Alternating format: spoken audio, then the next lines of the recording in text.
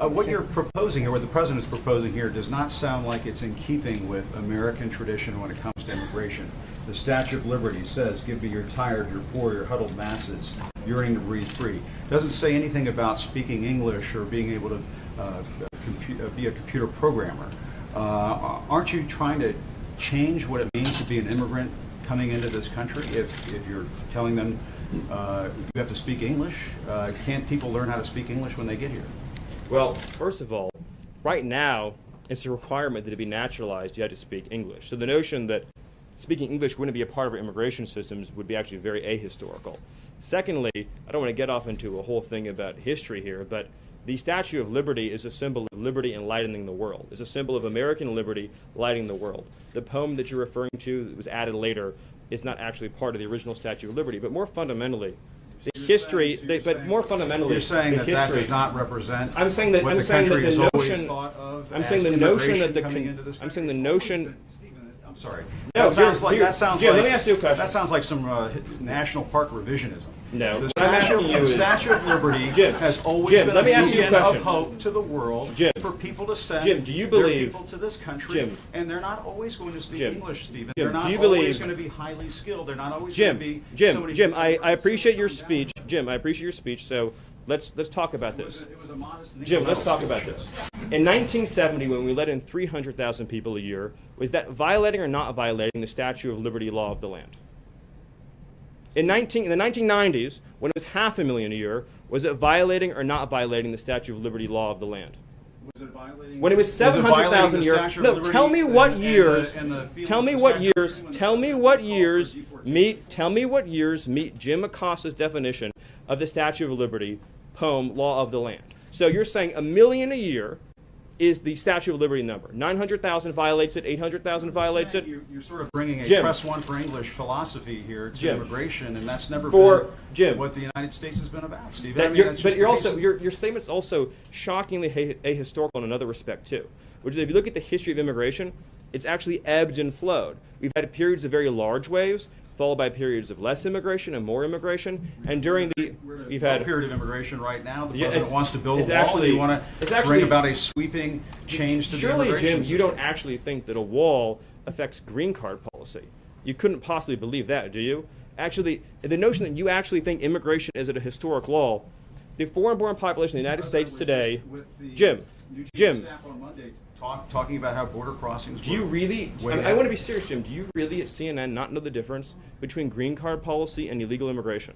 Sir, you really don't know that? Cuban immigrant. He came to this country in 1962, right before the Cuban Missile Crisis, and obtained a green card. Yes, people who immigrate to this country can eventually. People who immigrate to this country not through Ellis Island, as a factual question, in other ways, do obtain a green card at some point. They do it through a lot of hard work, and yes, they may learn English as a second language later on in life. So, but this whole notion of they could learn, they have to learn English before they get to the United States. Are we just going to bring in people from Great Britain and Australia? Jim, actually, I have to honestly say, I am shocked at your statement that you think that only people from Great Britain and Australia would know English. It reveals your cosmopolitan bias to a shocking degree that in your mind, this is an amazing moment. This is an amazing moment that you think only people from Great Britain or Australia would speak English is so insulting to millions of hardworking immigrants who do speak English from all over the world. Jim, have you honestly never met an immigrant from another country who speaks English outside of Great Britain and Australia? Is that your personal experience? Of course, there are people who come. But that's not what you said, and it shows your cosmopolitan bias. And I just want to say, it sounds like you're trying to engineer the racial and ethnic flow of people into this country. Jim, that is one of the most outrageous, insulting, ignorant, and foolish things you've ever said. And for you, that's still a really the notion that you think that this is a racist bill is so wrong and so insulting, Jim. The reality is that the foreign-born population into our country has quadrupled since 1970. That's a fact. It's been mostly driven by green card policy. Now, this bill allows for immediate nuclear family members to come into the country, much as they would today, and then it adds an additional points-based system.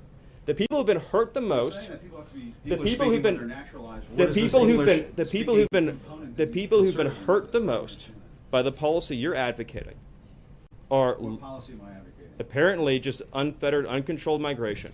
The people who've been hurt the most by the policy. What you're doing is for The people who've been hurt the most by the policy that you're. The people who've been hurt the most by the policy you're advocating are immigrant workers and minority workers and African American workers and Hispanic workers. Targeting And it the has African no. American community. Now you brought it up again. You said you wanted to have a conversation and not target. Is it going to be a target? This is now? what we wanna You keep do. Using the African American community, are you going to target? I'm not trying to be funny, but Right, you keep I know what saying you're this. saying. What you're saying is 100% correct. Thank We want to help unemployed African Americans in this country and unemployed workers of all backgrounds get jobs. And insinuations like Jim made, trying to ascribe nefarious motives to a compassionate immigration measure designed to help newcomers and current arrivals alike, is wrong. And this is a positive, optimistic proposal that says 10 years, 20 years, 30 years from now, 10 years, 20 years, 30 years from now, we want to have an immigration system that takes care of the people who are coming here and the people who are already living here by having standards, by having a real clear requirement that you be able to support yourself financially, by making sure that employers can pay a living wage. That's the right policy for our country, and it's the president's commitment to taking care of American workers. I apologize, Jim, if things got heated, but you did make some pretty rough insinuations. So thank you. Thank you. Thank you. And I'll hand it over to Sarah. I think that went exactly as planned. I think that was what Sarah was hoping would happen. I think that was exactly what we were hoping to have happen. Thank you. That's the question. Well, a transition back should be pretty fun. Simple.